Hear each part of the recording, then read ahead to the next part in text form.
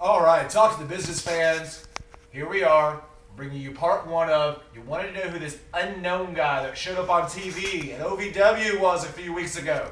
So again, I do my little investigating, and we're bringing you the Irish thug, a vet from the area, a man with a lot of opinions. Nate, good to see you. Welcome to Talking Business, my friend. Thank you for having me. Oh, it's glad to have you. And boy, we always start these shows off. God,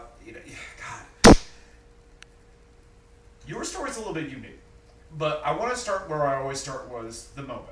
And there's a moment, and I think anybody we've interviewed on the show, where you go, I'm a fan of wrestling, but there's a moment where you go from fan to that's what I want to do.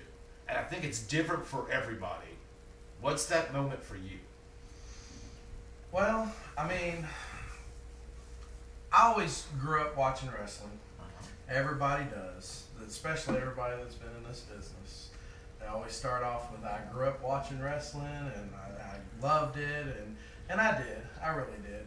But it wasn't what I was envisioning for my future. Okay. But I had a pretty rough past, and I always liked the hard-hitting, aggressive sports. I played football, did some MMA, stuff like that. So wrestling was just a fit for me.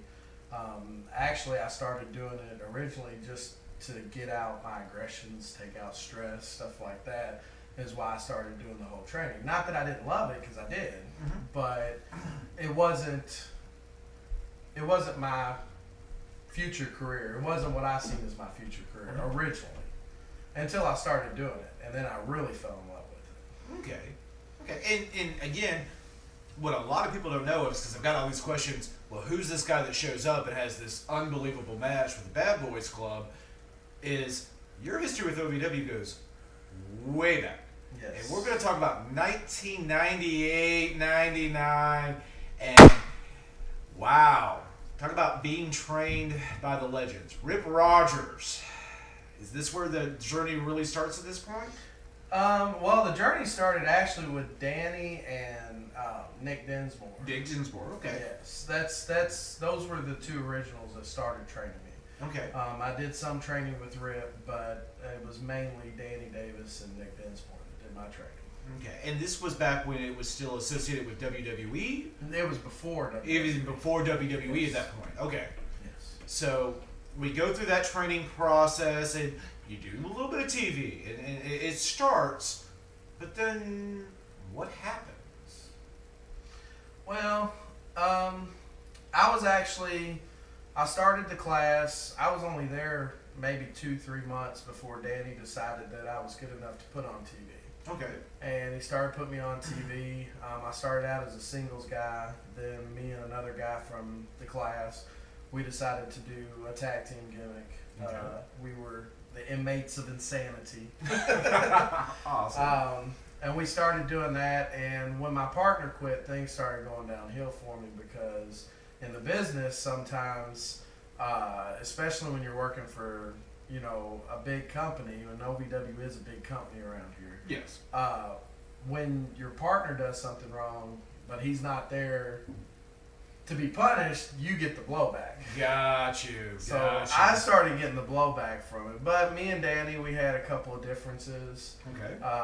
And it just didn't work out. And I moved on to a different wrestling organization in the Kentucky area. And which was? Bad to the Bone Bad to the Bone Wrestling. Ran by Joe Bailey. And that started really man, you wrestled, you name it, here in the Kentucky, Southern Indiana wrestling area, you pretty much wrestled it, know it, held a title in it. I mean, it really kind of grew there for a while, correct?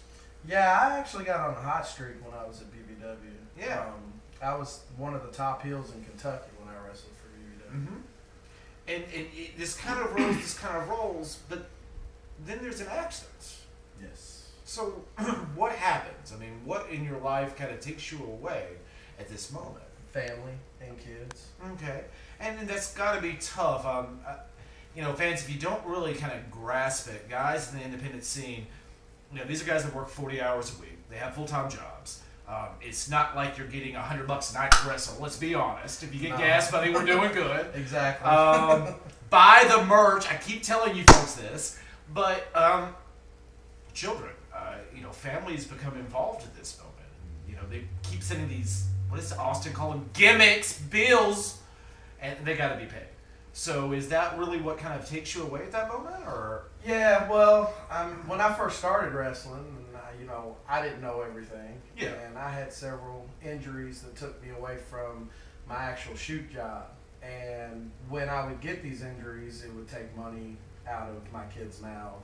Food off the table, bills couldn't be paid. And so at some point I had to make a decision. Do I keep wrestling and keep risking injuries and all that, or do I focus on my family and make sure that they're taken care of? And I chose my family over that. And that's honorable. I mean, that's a definite understanding. So we know that you've been in law enforcement and things of such, kind of part-time, and you've done some other things. When does the moment come where you go, I'd like another run at this? When I got divorced. I gotta laugh at that one. Okay. You get divorced and you go, I just gotta go back in? Or, I mean, there's gotta be a story here. Well, I got divorced about 4 years ago. At the time, I'm leaving my family. I have a wife and 4 kids at the time. Yeah. I'm more depressed over leaving the kids, but there was some depression there, and I went through and started seeing a counselor over it. Okay. And he was just trying to figure out ways and things that made me happy. And I had talked a lot about wrestling in the past, and he was like, "Why don't you go back and do it?" And I was like, "Well, I've been away so long, I don't have those kind of connections anymore." Then I was on Facebook one day, and I come across a real good friend of mine who was a friend of mine back in the day, Vito Andretti. And I told him, that I was thinking about getting back in, and he invited me up to AWA Supreme to meet Eric Draven, the guy that runs that. Okay. And so I went up there, and basically the rest is history. I'm back. And it's not only a history, but you really started, it's almost, and I hate to say like you never left, but you started hearing this word, and gosh, it's such a big word today, Kenny Omega and the Bucks, the Elite. You started hearing these little murmurs about this group outside of the OVW world called the Elite. So tell us about the Elite. What was this all about? Because it was really getting a lot of buzz. Oh, the Elite's not dead. Oh, it's not even dead. It's just in hibernation. Okay. But let's talk about this. Where does this come up here? Well, when I came back to the wrestling business, it's just totally changed from when I was first in it. When I was first in wrestling, you sat in the locker room, you shut the fuck up, and you listen to what everybody tells you. You say yes sir, no sir. Shake hands with everybody. Then I come back, and it's a whole new world. It's like you got green guys that think they've been in the business for 20 years just because they've got 2 or 3 years of experience that are disrespectful. You got guys that are in the ring on the independent scene that aren't even trained. They just did backyard wrestling, and they figure because they can do flips and all sorts of that flippity floppity shit that they're wrestlers now. And me and Vito, we're old school. We come from the old Memphis style, old school. You get in there, you tell a story, you take it slow, you keep it simple. Mm-hmm. And we was basically sitting in his garage one night, and we were all talking, and we were like, you know what? We're sick of all this disrespect, all these young punks who are coming into our business who think they know everything. We're going to start a group, and we're going to declare war on the goofs. And that's how the Elite was born. Interesting. And, that has been a hot topic in the internet wrestling community, and obviously Jim Cornette and Matt Nick Jackson have been a story all of its own the past few years. But it's not just them, and it is a big thing. It's the old school versus new school philosophy. You'll see something like a Pro Wrestling Gorilla or a Hood Slam, which is so different from the Memphis style, as you would say, or I say the Crockett style, because I think of Jim Crockett Promotions and the amazing stories that you would get from a Ric Flair or an Arn Anderson or a Telly Blanchard, even world class, it's changed a lot. And, the audiences, it really is. It has, but I have found, since I have been back, that there is, and I knew this anyways, but there is a place and a time for everything. I'm not saying that all that high-flying, hardcore, all that stuff doesn't have a place in wrestling, because it does. But the thing is, it has a place. Doesn't mean it has to be every single match. And I have also found that people still respond to the old school.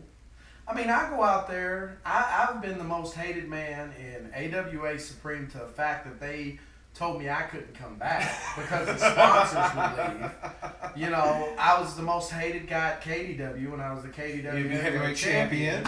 And the thing is, I didn't do anything more than a body slam, suplex, spine buster. Mm-hmm.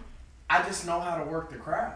I know how to work the match. I know how to tell a story, and I know what gets the crowd going. I know what gets them mad, and that's the way I work it. I didn't have to get in there and flip around or risk my life with injuries or anything. And I tell people this all the time. If you haven't gone back to watch Kevin Steen, there was just a year and a half ago, Kevin Steen was the most hated man in the Indies of the world, and at least 35% of the match was a headlock. It doesn't matter. He made you hate him.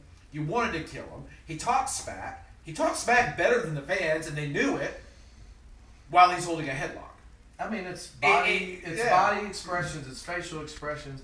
I haven't been at OVW but for 2 weeks, and I walk out and I'm automatically getting booed and cussed out, and all it is my facial expression. Yep, most it's my way I carry myself to the ring. And it's a lost art form. It really is. And I think we told this story once before. I was not a fan of the Bucks at all until one particular match back about 5 years ago, after they'd been terminated from TNA. And I've told them to their face this. They're wrestling Generico and Steen, and they go for more bang for your buck, hit it on Kevin Steen, 1, 2, Steen kicks out. No one had ever kicked out of the move until then. Matt Jackson sold that moment with his facial expressions for 30 seconds, and the crowd of about 1,000 go absolutely apeshit. That night, the Young Bucks became the best tag team in the world today. Not because of a move, not because of 25 super kicks, selling a moment. And they learned something that night, and they changed. And they were like, you're right. It was just that simple. Now, I'm a huge Bucks fan, but if you watch their match, there's at least a 2 to 3 minute moment in every match. They're selling the moment, and they're getting the crowd interactive. They changed their style to fit that into what they do. And it's a lost art form. It really is. It really is. When you go out there and you watch two guys that are going from sunset flip to moonsault to corkscrew to this to that to the other, and they're just flipping. They're not giving the crowd enough time to react. The crowd doesn't know when to cheer, when to boo, because they're back and forth, back and forth, back and forth. But when you go out there and instead of putting 20 different high-flying moves, put 1 or 2 in the match to get the crowd to pop, build up to it, use your facial expressions, your body, another lost art form is for the baby to use his facial expressions to get the crowd feeling for him. Sympathy. Most definitely. Sympathy. To get him cheering for him, to try to get him going. A lot of babies don't use the crowd anymore as their power, Exactly. And it's really sad to see, and I hate to say it, but I feel like that TV wrestling has really killed a lot of the wrestling industry, because on TV they have somebody telling the story for them. They don't have to go out there and tell the story as much. And I won't disagree with that. There's certain performers I think that still do it well. There's a lot of people that do. Yeah, but even the stuff you're seeing today from like New Japan, which is one of the biggest companies obviously in the world. Well, let's say the second biggest company besides WWE. You don't see a lot of that. It's a very different style, and though I enjoy it, they're not really telling a story in the ring. Not very often, if you're watching New Japan Wrestling, unless it's an Okada or a Tanahashi, are you getting a 30-minute story. And it's definitely extremely, extremely important. So let's go into this, because you've gotten, you said 2 weeks ago you came back. It's been 13 years now in between. Well, 2 weeks ago, I came back to OVW. OVW, that's what I'm saying, but it's been 13 years between OVW. What happened? Because you had to get a phone call, something happened. So let's get this story. How did you end up back at OVW? Well, I mean, I was told by a little bird that they were looking for people. Oh, really? Yeah. Really? And, oh my God! I actually happen to be friends with Randy Royal on Facebook. Yes. So I shot him a message and told him I heard they were looking for some people. Told him I used to be there and my training and everything. And he got me in contact with Adam Revolver, and I talked to Adam, and he brought me in and said, first they were supposed to put me in some dark matches at first, but my first night there they throw me on TV. It's been like 13 years since I've been on TV, so it was kind of a surreal moment and kind of a nervous moment. Almost definitely. And then you're in the ring with a former Talk in the Business alumni, Shane Andrews, someone that we really respect. Talk about a heck of a vet. Man can go, and you're in there in the ring with Randy Royal himself. And then not only that, but you and Ronnie more than carry your own. Great match. Probably the best match the Bad Boys Club's had on TV in some time. So that had to be a feeling of accomplishment coming out of that. I mean, I went in there and did what I normally do. I was nervous, but mainly I get nervous because I don't want to go in there and get lost. Sometimes I'm old. I have memory problems. But no, I was nervous. But I mean, I went in there and did what I do. We kept it simple, but yet had a great match. And a great story in the match. Yes. Some great spots, great story overall. And I got to say, wrestling, that was my first time in the ring with all three of those guys, including, Shane and Randy. I've been on shows with Ronnie, but I've never been in the ring with him. But I have to say, I actually really enjoyed working in a match with them. They were great. I loved it. I was blown away being a fan that night. Did not, a lot of that was a shock and how it all came out. Unbelievable. I thought the match sold the show that night, and it was really nice to see for everyone involved. And the funny part is we sat back afterwards. Okay, we know what we're getting with Bad Boy Club. Extremely impressed by Nate. We didn't know Ronnie could do half the crap he did that night. That was a shock. A shock, not knowing really his indie work coming out and doing some of the spots he did that night. We were like, really? He can do that? I mean, I knew Ronnie was capable, but I didn't know that he had all that in him. Yeah. Unbelievable. So, wow. And you come back and, gosh, fans, it's real simple. This is part one. I know you enjoyed the story to get to this moment. Part two, this is where it's going to get interesting because we got a lot of stuff to talk about. Old school, new school, indies today, promoters, which I know is one of your favorite subjects. Could get a little rough around here. Might want to put in some earplugs if you got those Virgin ears. But it's going to be a lot of fun. So part two coming up, and as only I can say, deuces!